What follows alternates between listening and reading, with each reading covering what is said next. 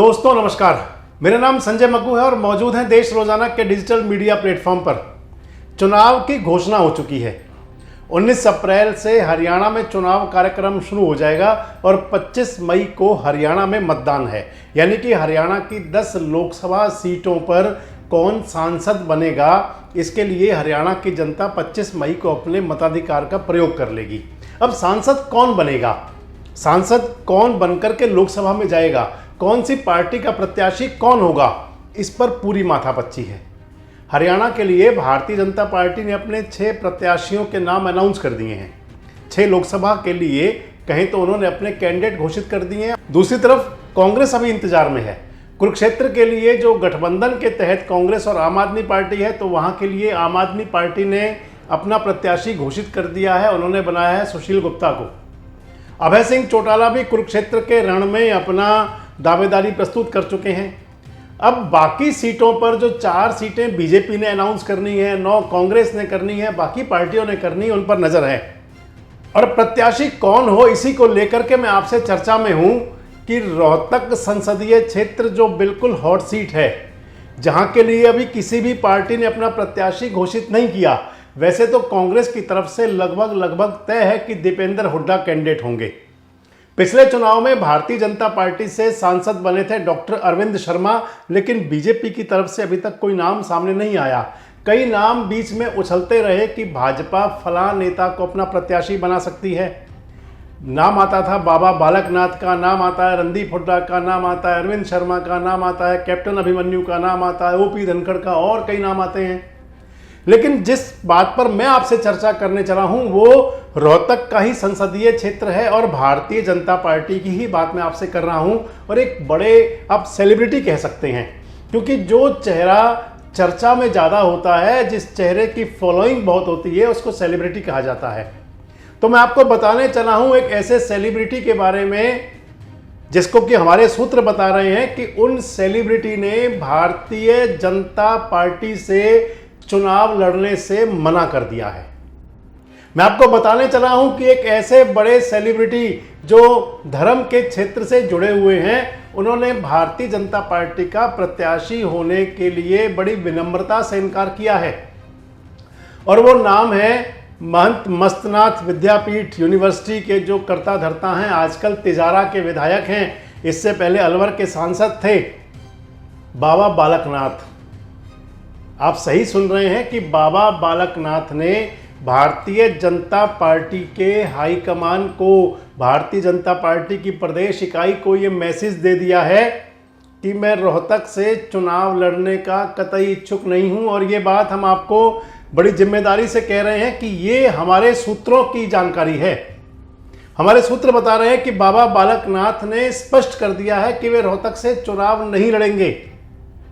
तो पहले तो आपको बताएं कि बालकनाथ और रोहतक का रिश्ता क्या है। बाबा बालकनाथ हरियाणा मूल के हैं, यादव समुदाय से संबंध रखते हैं, यानी कि ओबीसी। इसके साथ साथ बाबा बालकनाथ इस सब से उठ करके, क्योंकि वो जब भगवा वस्त्र धारण कर लेते हैं तो फिर उनका क्षेत्र और जाति खत्म हो जाती है। तो मान ले कि बाबा बालकनाथ भगवा वस्त्रधारी हैं। पिछले जो लोकसभा चुनाव था 2019 का, वहां से उन्होंने सक्रिय राजनीति में पदार्पण किया था। अलवर से भारतीय जनता पार्टी ने उनको टिकट दिया था, सांसद बने थे। और उसके बाद में उनको 2023 में जो विधानसभा चुनाव हुआ राजस्थान का, उस चुनाव में बाबा बालकनाथ को तिजारा से विधानसभा का टिकट मिला।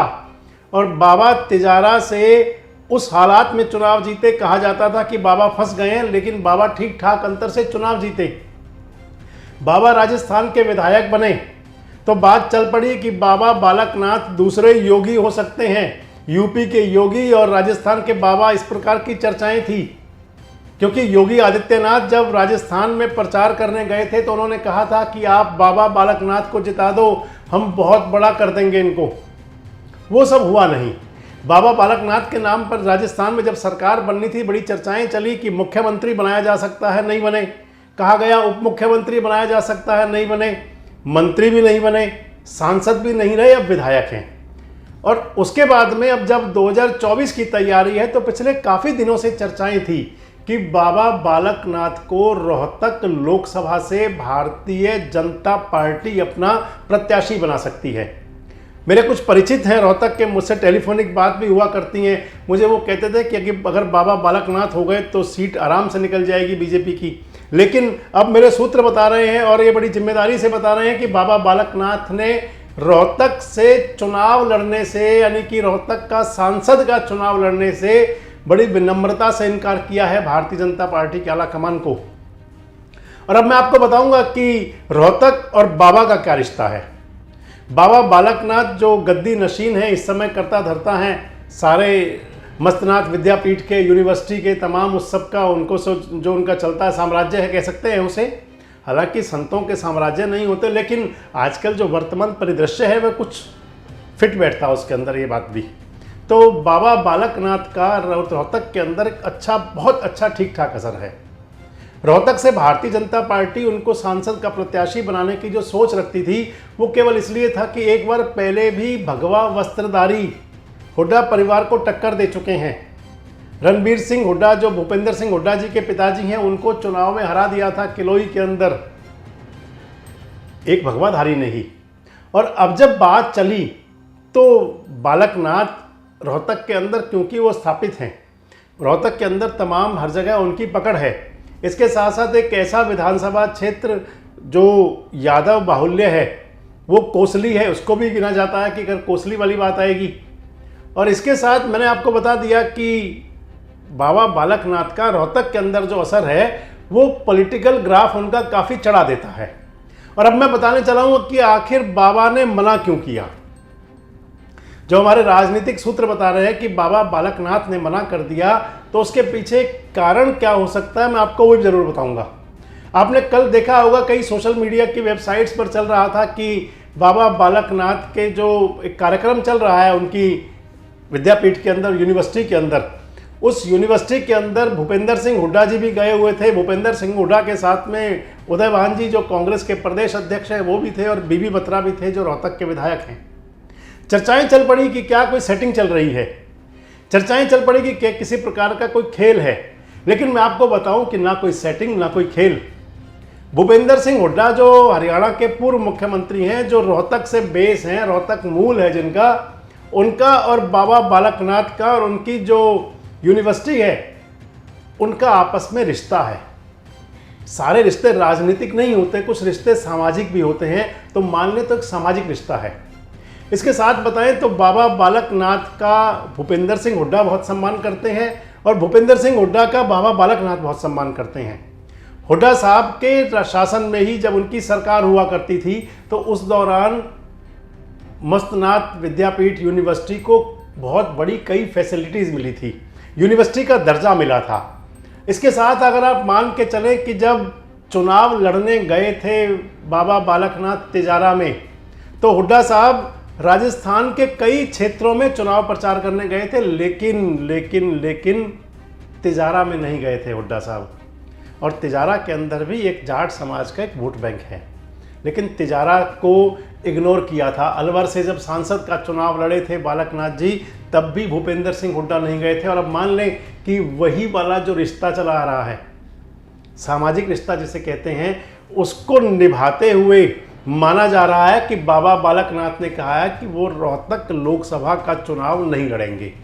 और जब रोहतक लोकसभा का चुनाव बाबा बालकनाथ नहीं लड़ेंगे, जिनके लिए कहा जा रहा था कि अगर बीजेपी से बाबा बालकनाथ आ जाते हैं, मैंने भी अपने वीडियो में कहा था, मैंने आपको बताया था कि रोहतक के हमारे कुछ दर्शक हैं और रोहतक के हमारे कुछ जो राजनीति में इंटरेस्ट रखते हैं, हमें बताया करते हैं, उन्होंने कहा था कि अगर बालकनाथ होते हैं तो सीट को लॉक कर दिया जाए। लेकिन बालकनाथ ने जब मना कर दिया, बाबा बालकनाथ ने जब ये कह दिया कि रोहतक का लोकसभा चुनाव लड़ने के लिए विनम्रता से इनकार किया है पार्टी आलाकमान को, ठीक बात है, लेकिन जब मना हो गया तो फिर आप मान लीजिए कि जो सीट लॉक करने की बात थी वो अनलॉक हो गई।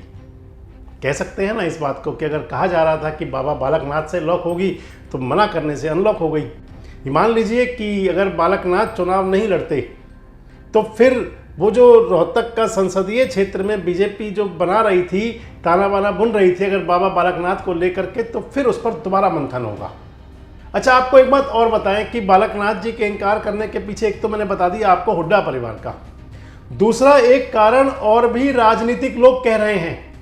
राजनीतिक लोग कह रहे हैं कि राव इंद्रजीत सिंह कहीं विरोध कर सकते हैं बाबा बालकनाथ का, क्योंकि आपको ध्यान दिला दूं कि जब भिवानी महेंद्रगढ़ सीट के लिए नाम चला था भूपेंद्र यादव या सुधा यादव का, तो विरोध किया था राव इंद्रजीत सिंह ने, क्योंकि राव इंद्रजीत सिंह किसी और बड़े यादव नेता को सामने उभरता हुआ नहीं देख सकते या उभरते नहीं देखना चाहेंगे। आपको ये भी बता दें कि आज से 4 रोज पूर्व जब हरियाणा की सरकार का मंत्रिमंडल कैबिनेट विस्तार की बात चल रही थी, तो कई वेबसाइट्स ने चलाया कि राव इंद्रजीत सिंह की नाराजगी की वजह से या वो सामने अड़ गए थे कि अभय सिंह यादव को मंत्री नहीं बनाया जाएगा, तो मंत्रिमंडल विस्तार तक टालना पड़ा। इसलिए आप मान के चलें कि एक फैक्टर राव इंद्रजीत सिंह वाला और दूसरा बाबा बालकनाथ का हुड्डा परिवार से सामाजिक नज़दीकियों का, इन दोनों फैक्टर्स को आप मान लें तो बालकनाथ जो हम बता रहे हैं कि जो हमारे राजनीति जो हम आपको बता रहे हैं कि हमारे सूत्रों का कहना है, उसके आधार पर बाबा बालकनाथ रोहतक से चुनाव नहीं लड़ेंगे। वैसे आपको क्या लगता है कि क्या बाबा बालकनाथ अगर बीजेपी से चुनाव लड़ते हैं तो क्या बहुत सशक्त प्रत्याशी साबित होंगे? आपको क्या लगता है कि जो पारिवारिक और सामाजिक रिश्ते होते हैं ये राजनीतिक रिश्तों पर भारी रह जाते हैं? और आपको क्या लगता है कि क्या रोहतक संसदीय क्षेत्र अब की बार भी कोई इतिहास रचेगा? कमेंट्स बॉक्स में आके अपनी प्रतिक्रिया जरूर दें और इस प्रकार के वीडियोस अपडेट्स के लिए हमारे साथ जुड़े रहें, देखते रहें देश रोजाना। हमारे साथ जुड़े रहने के लिए देखते रहिए देश रोजाना का यूट्यूब चैनल सब्सक्राइब कीजिए। साथ ही देश रोजाना की खबरें सबसे पहले देखने के लिए प्रेस कीजिए बेल आइकन।